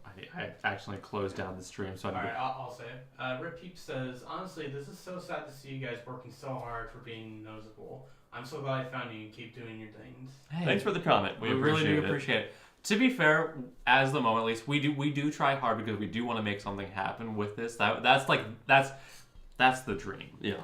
But it is also it's a fun hobby, to be honest. It allows us to sink our time into something Well, that I feel like a slut now. you just spilled water all over yourself. Yeah. Anyway. Doing it while somebody's watching us. I know, on camera. But we do wish to make this a thing. But in general, it's just an amazing hobby for us to have a creative outlet and try to master something. Because Exactly. you'd be surprised how difficult it is to do some of this stuff. Yeah. Yeah. Especially with certain video stuff. We need to get better with just our intros, just to be fair. Because I think our thumbnails are pretty good. I think our titles are pretty good. They do get a relatively good click rate of 4.5 to 5% now, which is really solid on YouTube. But we just don't have the retention. We need the retention. Yeah, so hooking them would be better. But yeah, that's the thing. Is it is an amazing creative outlet for us. And if it makes something happen, it would truly be a blessing. But it's just fun. Yeah. I'm having a great time. Yes. Keeps me busy. Yes, it does keep us very busy and very entertained. Always trying to learn something new. Yeah. Expensive hobby, by the way. Very expensive. To be fair, once you're an adult and you get into hobby type stuff, Disposable income is nice. disposable income is nice, but in general, just hobbies just cost a lot of money. Yeah. Yeah. You think airsoft is cheap? No. Mechanical keyboards, Definitely not. cars. Yeah. Cars. Motorcycles. Yeah. Like, hobbies are expensive. That's just part of the field. Actual firearms. Yeah, that's also true. Project Car win. Oh, Project God. Carwin. Yeah. Not for me. All my disposable income's going into the channel. Yeah. They make a video of it. With what ROI? That's why we keep doing better. We get more views. Okay, And fair No, but the 1 million subscriber special, we do a Project Car, has a built-in PC. no. Yes. No. Because if you try to build up a channel about a particular thing, for example, we are broad tech related channel at the moment. Yeah. Some people tend to build up their stuff around niches and whatnot, like custom keyboards, Phones specifically. Phones, Yeah. camera stuff, photography. We're more of a broad thing, so it's a little bit harder for us to grow because you need a niche to be able to grow and whatnot. But I don't like that approach for us because there's just so many things we want to talk about and cover. Yeah. And if we could say do tech stuff and then randomly start doing car stuff, people aren't going to watch that. That's just true. Imagine you listen to like a heavy metal band for like 10 years, right? They're great. They put out fantastic stuff. They released an opera album. Are you going to buy it? To be fair, a Metallica opera album would be pretty lit. Yeah. But yeah, I see what you mean. Sorry, but Matt, your you see opinion's wrong. the general idea there of what that's like. What? Actually, I'm pretty interested about PCs though. So then I left use subscribe button and like. I'm gonna keep watching y'all have fun. Hey, thanks. Thank you, man. Appreciate it. Always appreciate you hanging around. If you like custom keyboard stuff as well, we're really into that type of stuff, and I am making a long video about like all the things that kind of go into custom keyboards and whatnot, because that's a topic in itself. If you thought PCs were insane, like keyboards can get equally as insane. Yes. Well, let's see. We all agree a Metallica opera album would be good. So your opinion's wrong. Cope Steve Maldman.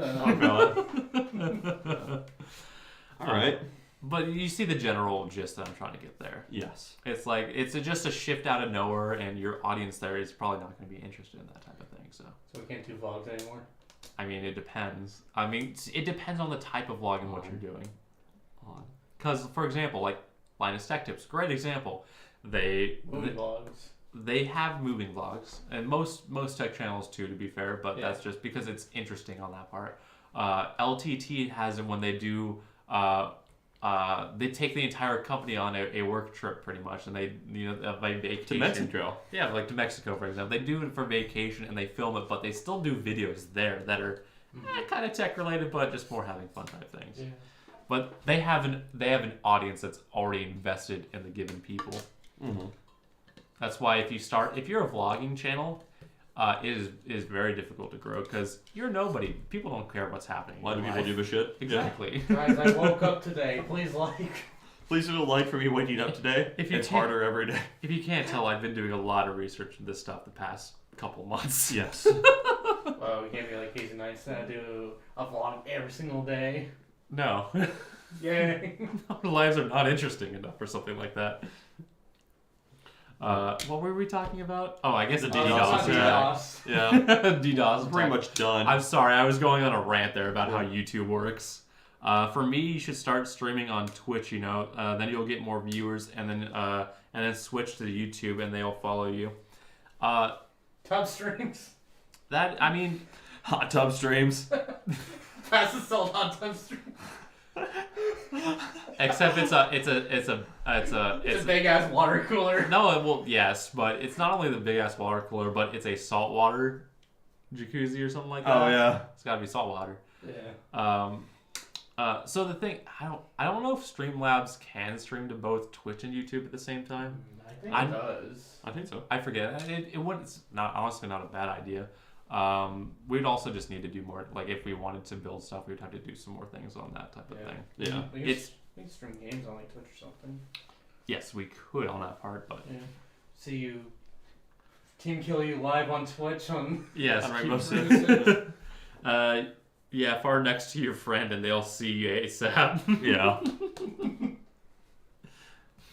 It's just okay. What the fuck, Twitch? That was about to say. It's like, okay, Twitch can be both one of the most amazing and wholesome platforms at times. Like, it can also be degenerate dog water. absolute degeneracy. Because, like, for example, with Twitch, there was this one streamer. Aramath? No, Something? it's like, you guys probably wouldn't know. Taylor maybe a little bit, but there was this streamer who's, for all intents and purposes, like legally blind and disabled. But he Blooper? Blooper, yes. Yeah, okay. He played CS:GO and he killed it at CS:GO. He was really good at it. Mm-hmm. And he was just like a wholesome guy and everything, and he started spreading like wildfire, where he got like a couple thousand views per or like up to 30,000 at his peak at one point. But he was just like a wholesome guy, and like he didn't realize how fast he was blowing up one particular stream, and he realized he peaked at 30,000 and he started breaking down. It's like I've never been so blessed in my life, and like stuff like that, and like it was such an amazing moment like, to be able to see something like that and just his growth and whatnot.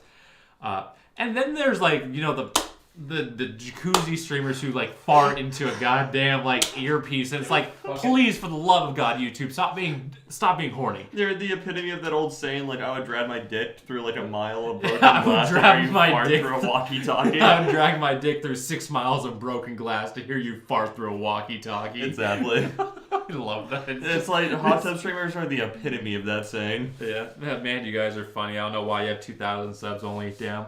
I mean, like we said, Just keeping at it. Yeah, just keeping up.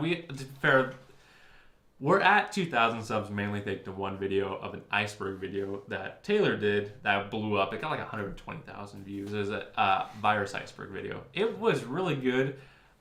The one issue that I had with it is that everybody who subscribed was mainly interested in iceberg videos. Yeah. We don't primarily do iceberg videos. That's kind of like a one-off, two-off type thing. Yeah. I mean, sure, we may do them in the future, but the popularity of them has fairly died down. Yeah. So we've always hovered in that, like, you know, tens of views to hundreds of views, but, you know. Wait, hold on. I'm going to take you take my friends here, and we'll watch you together. Thank you. Right. Yeah, that'd be awesome. Yeah. I always love people interacting in the chat. But that's the weird thing about YouTube, because it's like people will subscribe to you under that one specific thing and could blow up for that one specific thing. And people say like, hey, well, if you got that one thing that blows up, you got to do that thing to keep them coming back and growing. It's like, yeah, but like... Did I accidentally damn our channel to doing iceberg videos? I mean... Iceberg for thought. Iceberg for thought. Yeah. Yeah, but it's like... that's kind of how like some parts of like an audience and an algorithm works on that part. Right. It's like at least like that. You know, part, LTT had that issue for a little while because like their most viewed video for the longest time was like an RC car review, and so they got like a huge influx of like toy channel and reviewer like subscribers and viewers and whatnot. And it was just like, what the hell? Yeah, so that's the thing about it as well, is that the algorithm also cherishes what your subscribers watch as well. Yeah. Because, for example, we have people who subscribe to our channel and watch our channel for the iceberg video. They watch other channels who do iceberg videos. We do tech videos.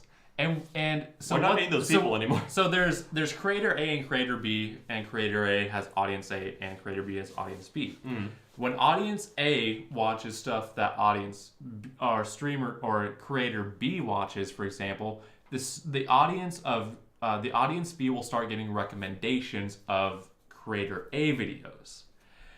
And when iceberg people watchers and whatnot start getting recommended tech videos, they're not going to click. Probably not going to click, yeah. Where's the fucking iceberg? Pretty much. I mean, that's how the algorithm works on that part. So it is a very interesting way in how that works. Also there's a term for it called parasiting, which is actually kind of a funny term because it's completely beneficial transaction for both audiences, where you send your people to watch another creator. Like, hey, if you like our stuff, go watch like Twitch rating. Yes. It's like, hey, if you like our stuff, go watch like Bitwit, for example. Okay, yeah. And then Bitwit's people start getting recommended our stuff. So it's a beneficial relationship on that. Yeah. But yeah, that's kind of like the concept there behind it. Okay. Yeah. I know way too much about the YouTube algorithm, apparently. It's all good. I didn't realize how much I knew until now. Allegedly. No, this is how it works. I've read too many papers on it. Okay. It is all proprietary. It's not. Well, no, it's not like papers as in like proprietary information. It's more like people testing it to see. No, I know. I'm just saying like the actual inner workings of the inner the inner machinations of the algorithm are an enigma. That is true. Yeah. Yeah, because like nobody really knows how the algorithm works outside like the few dedicated people who run it at YouTube. Yeah. And they don't let anything out. So it's like there's a bunch of testing that goes into that type of stuff, and there are certain creators who just, for all intents and purposes, hacked the algorithm. Mm-hmm. Like Mr. Beast. Yeah, Mr. Beast is a great example of it. To be fair, I'll actually be honest with this part. I didn't like Mr. Beast for a while because he just came off as a bit cringy on that part. Like, I don't watch any of his stuff. I watch it on occasion just for different reasons, just mainly to learn from it and what he's doing. Taylor just eats his burgers. That's also pretty much. His burgers are all right. I imagine they've probably gotten better. His burgers are incredibly mid. I would hope they would at least get better. Hopefully, because he wants to be the best at whatever he does. Yeah, and I can believe that. But, what was that? But like for example, there are people who are really good at the algorithm, like him and and a couple other people, because they've spent like a decade, like 18 hours a day studying that stuff. Like he would, I know I've watched this thing of him. Like he's like, yeah, there was a stint for like 1 or 2 years straight where I was just, if I wasn't filming, I was on a call with the people talking about the algorithm, talking about thumbnails working, click-through rates, viewer duration, stuff like that, and like figuring it out. Yeah. So I do give credit to him because he is a massive creator, and he gets it. Yeah, he gets it, and he knows it. Yeah, so I gotta give credit where credit's due on that part. I thought he was cringe initially with all of like some of the titles I'd see for videos and whatnot. Yeah, once I actually learned about him and what he was doing, he was like, he just wants to make the best videos. Like, you know what? Respect. He just wants to make Squid Game in real life, which is actually a really good video. Is it? Okay. It is. It's actually worth the watch in my opinion. Okay. It also is a masterclass of how to intro a video. Okay. Because there's no BS, there's no fluff. It's like here, is like this is Squid Game in real life. I have $465,000 in this bin here. 465 people or 456 people willing to win right now. Let's get started. Game 1, go. Okay. No fluff, no anything. Right into the action. Into the news. Okay. Yeah, he's masterclass at it. Yeah. Sorry. Any other tidbits of knowledge you'd like to share with the class? Arrows, actually, the little red arrows that people use in their thumbnails and whatnot. Yeah. They work. Arrows in every thumbnail. No, but no, there's it's been proven that this one guy was doing a test. I'm on a Discord with other creators to learn stuff like that and whatnot. Mm-hmm. And there was this guy who was like, okay, I'm gonna test the arrow. Like I'm gonna test the OP arrow to see if it actually works. And his watch curve went from like this, like the standard curve to, like there's been a new breath of life in that video, and the CTR went up by like 5% so far. Yeah, it was significant in just the first 2 days. Yeah. That's all. That's what I have now. Well, thank you for imparting that knowledge. No, like seriously. No, I know. Yeah. Fascinating. Yeah, how all that works is YouTube is such a fascinating platform on how that works, because it makes sense on what the choices they make and whatnot grows and things like that. No. But just how people work as well, because you have to get people to be willing to click it to get the views. Right. So that CTR is such a massive factor into everything, as well as retention. You know a fun fact? The YouTube algorithm is originally based on the original Match.com algorithm. Because the same engineer wrote both. That's not surprising. Yeah. Yeah. Because I took a algorithms class in college, which is probably the most beneficial class you'll ever take, especially if you have to do a tech interview. That is the one class you need to really pay attention in, and the questions and whatnot. Because it's all about runtime of algorithms, different efficiencies of algorithms, et cetera, whatnot. And we watched a documentary on some algorithms at some point, and they had the original software engineer for Match.com who eventually did the YouTube algorithm too. That makes sense why it's so good. Yeah. It's changed a lot since he's been at Google and whatnot. But yeah. Well, to be fair, I bet the foundation works are still there and whatnot, and things are relatively. I would imagine the only things that's really changed is the weight of which certain things matter. Yeah. Because YouTube also values they hate it when you send people off the platform. Mm-hmm. For example, like if you have something and you like try to bring them to a different website, for example, to like watch content or something like that, they hate it because they want to keep people on the platform watching their stuff. Right, which makes sense. Any good channel. Yeah. So channels that what's a good example? You know those like the stories of Reddit type channels. Yeah. Those do really well because the content is so easy to binge. It's pulled from another site also and put onto YouTube. Yeah, So, that as well. But it's so easy to get hooked on those videos and watch them back to back to back to back, which is explosive growth for to be honest, relatively smaller return. Especially the text-to-speech ones. Oh yeah. That dude's literally just copying and pasting things into a TTS engine. Yep. Yeah. Yeah. So that's the reason why those, or like the small Discord conversation videos, blow up insane because they're so easy to binge. Right. They're funny too, especially on the Discord ones. It's just like yeah. My favorite one is like the Pearl Harbor Discord call. Yeah. So like the channel that did that, blew up over 1 million subscribers in a matter of 4 months. Jesus. Yeah. Because I saw the video on that was that the creator has another YouTube channel. And he said, hey, I'm starting up a second YouTube channel. If you guys want to go ahead and come over here and subscribe, that'd be awesome. And he got a couple thousand people to subscribe.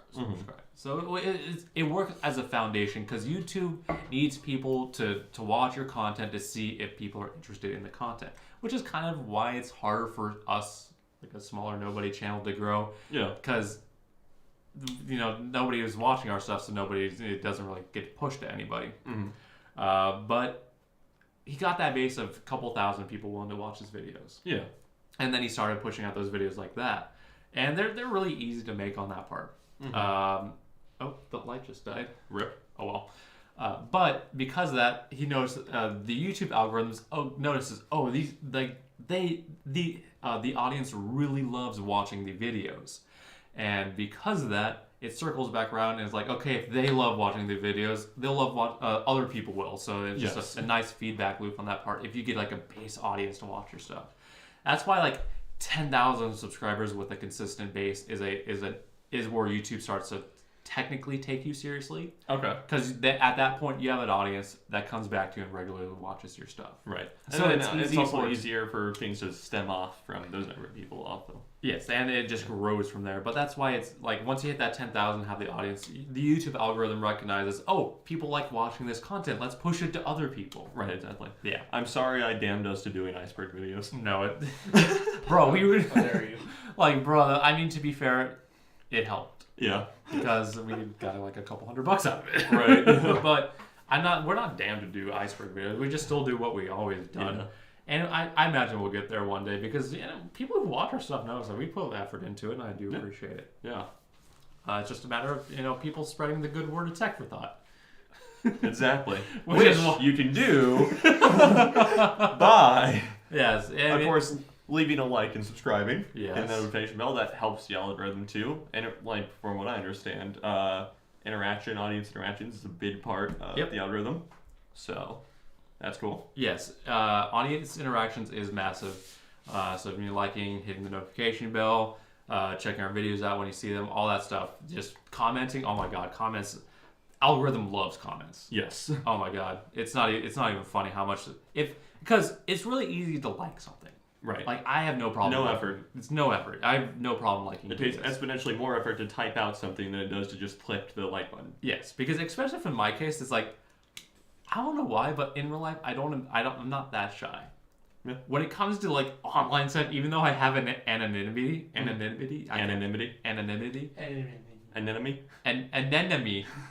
love Finding Nemo. Yeah, right. I just have an issue like going on to places and trying to talk to people. It's just like a mental thing. It's like I can't get past it. So like, hey, how are you doing?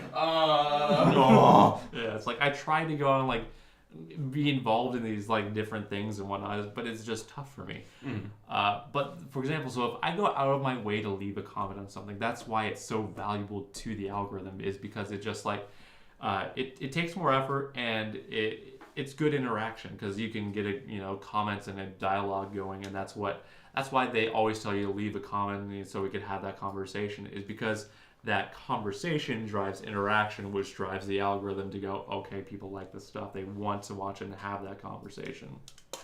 That's why stuff like that is so nice. Okay, so that's the science behind it. Yes, that's why, at least on the newer videos, on like older ones that are like past a month, I don't really reply to comments unless it's like a question about something. Yeah. But it's like, I always respond to newer comments on videos for that exact reason. Yeah. Yeah. I accidentally dropped this. Bros, can I become a moderator here? I'll give you my Discord name and everything. I want you to grow up here, let me do it. Okay, we could definitely... The hard part about moderating is just we're not at a point to... really warrant bringing on, like, moderators. Yeah, it's like, I mean, if we had, like, a significant following where we could, like, not really keep up with chat, then, yeah, I could definitely see moderators. But as the moment, I would have to say no on that, to be honest. We do appreciate the offer, though. Yes, we do appreciate it. I understand where you're coming from. As a moment, it's not warranted. So you could be a shareholder. Yeah, okay, that's true. If you really wanted to go the next step, we also do. Okay, YouTube fails at advertising this. YouTube has a program they offer to creators called memberships. Think of it like Twitch subscriptions. Mm-hmm. You can subscribe to it, $5 a month in our case. You could set it to what you want. For our case, we just send it $5 a month. And it gets you stuff like badges that get better over time. We have, ours is wood, plastic, copper, silver, gold, and diamond. So it goes in that order, funny enough. You also get emotes you can use and things like that. And you can do other cool stuff like, member exclusive streams, member exclusive community posts, stuff like that. So there's that's options as well. Anyway, I'm gonna keep watching because I already like you guys. Thanks. Thank you. But I don't know why YouTube just fails to advertise that particular thing. I can understand why like certain channels don't do like LTT. Yeah. They have memberships, but they don't advertise it because I'd imagine mainly because Linus just doesn't like people giving them money for technically nothing in return. Yeah, that's part of it. But they don't advertise float plane either, so I don't know. I would say they technically do because they always do it on WAN Show. Yeah, but that's only on WAN Show. And they do it in some other videos depending on what's involved with it. Like if Luke's there, they almost always talk about Yeah, it's hard not to. Yeah. But yeah, this is just a particular thing that YouTube fails to advertise. That's it. And I think they could do a better job with it. But, it is what it is on that part. But we could definitely take a look at expanding and streaming on Twitch with this. Yes, maybe. That'd be good idea. I have to learn the Twitch algorithm next. Oh, God. ASMR, hot tubs. But yeah, that's like... The Pass the Salt hot tub stream. If we can get to like some insane number of subs on Twitch, say like 10,000 subs. Yeah. We'll do it like an April Fool's. We'll do a Pass the Salt hot tub stream. I'll set a ridiculous number just to, if we get there, we get there. Yeah. But that like for like YouTube stuff, that's why I'm so like Sean when we sit down and do thumbnails. That's why I was always very particular with how we do things. Because it's just like that's what drives it. It's like when we do like spend the time and sit down to do like the titling and the thumbnails the way we do, we get like a 3% increase in our click-through rate. It's a bump. Yeah, it's like our Apple video has like a 4.6 click-through rate, for example. One that we didn't do very well is the password one. That has like a 1.6 click-through rate. Okay. Yeah. So when you spend the time and invest in that, it definitely is worth it. Mm-hmm. And the studio tiers, well, I updated the thumbnail on that to try to make it a little different, a little bit more evergreen type content. Yeah. Still has like a 4.8 click-through rate. Okay. Are you wondering how to look at it? Yeah. You have to go to analytics, a little chart there, and go to reach. See, 1.4 click-through rate. Damn. Yeah. What was wrong with this video? Just the title and thumbnail, mainly. Okay. That's why I tried changing it to how to make your password stronger. Okay. Try to see. We need to update the thumbnail as well to make that more conducive to that title. Yeah. But it's stuff like that. Okay. Yeah. Gotcha. That's why I'm so particular about going back and trying to update that type of things too. Mm-hmm. Too much time spent learning all this stuff. It's Gucci. Do you touch grass? No. We have a gravel yard that is growing grass. Actually, no. We have grass growing in our laundry room. Does that count? Right. Do you need no touch grass now? Okay. So, really quick before we end, about 2 hours of screen sharing over Discord. Yeah. I was at 75%. I'm at 57 now. I'm at 61%. Okay. So I lost 18%. I have lost like 30. Wow. Okay. To be fair, my device is Tinier. And also like, you just bumped the camera. It's also like 3 years. Stop. It's also like 3 years older now. Yeah. So the battery is starting to give out. The thing is, this is such a pain in the ass to repair. Yeah. Because you have to either hot plate it so you could take the entire screen out, or with a hot gun. Yeah. This is rated a 1 by iFixit. Yeah, the Surface laptops and inline butts from that generation too are rated like similarly because they're glued together. Yeah. Yeah.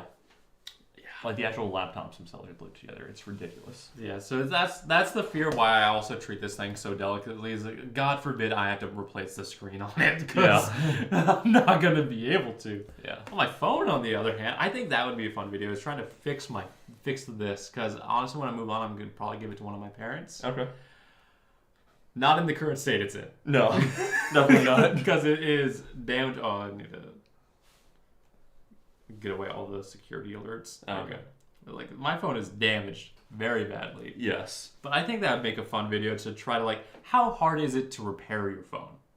I think that would be a good video. Okay. I think that's a little bit too general of a title.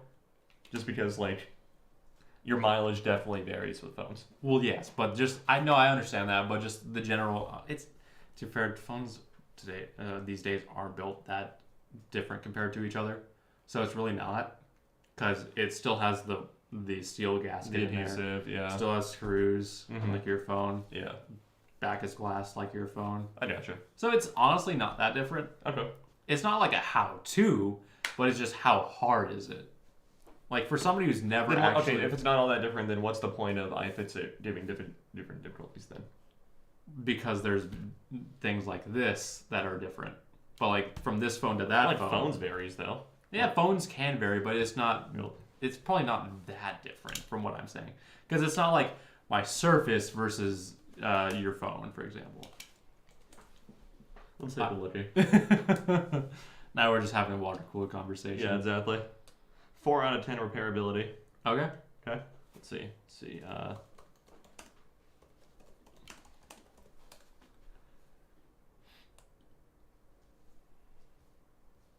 Wrong page. 6 out of 10. Yeah. But the general concept is still... Okay, yes. The general concepts are there. Yes. Yeah. With modern phones, because you are right about the adhesive and whatnot. Yeah. But that's like, I think that would be both a fun video as well as pretty informative. Because while I am a big advocate of right repair, I've never actually repaired my own device in this aspect. Gotcha. Because whenever I've had a phone when I was younger, I see you, Raspberries Reborn. I'll get to you in a moment. They've always just kind of like self-imploded, not gonna lie. I had iPhones, or tried using iPhones for the longest time, but the issue is the battery always just got so bloated my screen came off. Yeah, I remember that one. Yeah, so so that's something that I want to try to learn. Okay. Okay, Raspberries, I'll get to you now. Water cooler still doesn't have a water jug, I'm aware. And I'm close to unsubbing and canceling membership. No, you're not. You're stuck. Yes, but Thailand is on that Blue Bubble Master Race right now. That is correct. You're running that HDR. The 8K HDR check. Okay, just wait. something wasting our internet. But I will admit. Oh, wait, are you doing the test too? I think it's different than yours. Your screen is not as bright, or as at least not turned up as bright. What does that say? I'm on the brightest setting. Oh, I have auto brightness on. Oh, that's bright. Anyway. But yeah. Or the Blue Bubble Master Race will come to you. I'm probably gonna be switching the Note after this stream, so it'll be a little bit different. You know how Wi-Fi kick? Oh no. Oh no. You don't have Ethernet? Cope. Oh, cope. Cope. Cope Steed. I need to get a little dongle for this actually. Yeah. Anchor makes a really nice one. Oh yeah, Anchor makes good products. Yeah. Welcome to owning a MacBook. Yeah, pretty much. Thanks, I hate it. Alright, so anything else I need to rant on about? No. I feel kind of like Linus right now. Just like, You want me to start imparting knowledge on stuff I know a lot about too? Well, see, it has to be particular to the conversation at hand. Okay. Can we get some Dark Souls lore in here? Alright, so look. It all started with the Age of Dragons, okay? The Age of Grey. Yeah. Anyway. And end stream. Yeah. Yeah, but Alright. I feel like Linus, they're just going on a rant about a particular subject. I'm not gonna lie. So is our people who watch our videos with Adblock pirates? No. Yeah. Oh, yeah, I hate that concept. Yeah. As we said on the stream where we talked about Linus making that comment and whatnot, we will never advocate people to turn off Adblock. Yes. Yeah, that is very true. Yeah. In fact, Brave Browser, the one that I start shilling now, That I've started. yeah, exactly, finally, has an opt-out Adblock. It's To be on fair, by there's default. no reason I had to switch as the moment. No, I know. I'm just saying. Until DuckDuckGo made their little fucky wucky. Exactly. Uh, All right. but yeah, I felt like Linus just going on a rant there. Yeah. Perfect. And so it starts. Oh, right, yeah. Yeah. Alright. I pay y'all because I use Adblock. Thank you. Thank you. Honestly, it's okay. Put it this way: to as much as we get out of one person watching our like becoming a member on the video equals about 1,000 views, just for a month. That makes sense. Yeah, because it gets that you roughly get about what is it, like 3.5 books back. Yeah. I don't know. I don't know the exact numbers, but sup Raspberries. Peep, you'll also learn that Raspberries is a longtime shareholder, as you can see with the copper badge there. Thanks to him, he has a fascination with the water cooler that you could see on the what is left side of the screen that doesn't have a water jug in a moment, because we always got to stay hydrated, my man. Exactly. And screw it. I don't know why I keep screwing it back on. Anyway. I'm the slut today. Alright. I was the slut earlier, you're the slut now. Yeah. All I right. hate their content, love their water cooler. Wow, thanks. The one redeeming part of the channel is the water cooler. $5 a month for the water cooler. Hey, That's our Hey. our water budget. Yeah. Groceries. If you pay $10 a month, we'll put a jug on the cooler. Yeah. No, I mean, to be fair, He would do it. probably. Enjoyed watching you guys and playing RDR2 at the same time. Are you on a PC or PS4 or 5? Or Xbox? Xbox. I guess Xbox exists too, huh? What platform are you using is the better question. Correct. God damn, that opening RDR2 is so fucking long in the snow. I've never played RDR2. Everything about PC RDR2 and is PS4. needlessly long. Yeah. Don't get me wrong, it's a fantastic game. Oh, I think it's horrible. You think it's horrible? PC and PS4. Okay, cool. I think it's horrible. Micah. I think many things are horrible. I know. Fair. Yeah, you hate everything. I don't hate everything. Elden Ring sucks. I love it. Elden Ring sucks. I hate this game. I love it. Greatest game of all time. It's like the meme of the people like destroying stuff, and he's like, "Wait, aren't you a fan of this?" It's like, "Yeah." Yeah. It all comes from a place of love, okay? Yes. If you want to put it that way, I guess. Yeah, exactly. I hate because I love. Alright, well, I think we've ranted long enough. Or, correction, I think I've ranted long enough. Yeah, I think so. So you've already done the membership. So if you'd like to find us on Twitter, you can find us at tech_4_thought, as well as Instagram at tech_for_thought. And that's pretty much it. Yeah. Repeat says, if you have PS4, that's my number. Add me on Steam at that as well. I can say on stream just in case others watch it. Yeah. But yeah. Huge Little Peep fan, I can tell. Who's the Peep? Rapper. Oh, So it's taking us. I It was assumed taken as from much. us too early, like Juice WRLD and Triple X. Oh, this guy. Yeah. Uh, There was like, it was kind of sad. There was like the 3 of the like biggest next generation of like rappers and everything that were going to be huge all got like killed. Offed. Well, okay, one of them got offed, one of them OD'd. Yeah, that's Possible. Okay, so he offed himself. No, actually, I forget the exact things around Juice WRLD. I think maybe he had. I don't think Juice WRLD OD'd. Yeah, I think Epstein. No, I think he had a seizure actually and bit his own tongue off and bled to death from shock. So his brain offed him. Yeah, exactly. So. So he got offed. Exactly, sure. Yeah. And then I forget what happened to Lil Peep, but yeah. But yeah, that's And then Triple H got shot while leaving a motorcycle dealership. Anyways. Anyway. now you can rant about your knowledge of rap, people. Exactly. Yeah. All right. So with that, Peep died by mixed fentanyl and Xanax. Jesus Christ. Okay. Damn. Damn. Yeah. So before Juice and Triple X, you know. Yeah. Well, I think that wraps up. We've done our plugs. Hey, if you wish to follow us platforms, Twitter, tech_4, the number 4_thought. Check us out. Instagram is tech_4, spelled FOR_thought. Yeah, we have already done all the other plugs as I've ranted about them. Yes. And with My that, various things. thank you all so much for watching. You can catch the podcast once again at 1 p.m. Arizona time because daylight savings go into effect. It'll And be we 1 here- hour earlier next week. Yeah, and we here in Arizona don't change, so you have to accommodate for that change. So, yeah, have fun, and don't oversleep or work on Monday.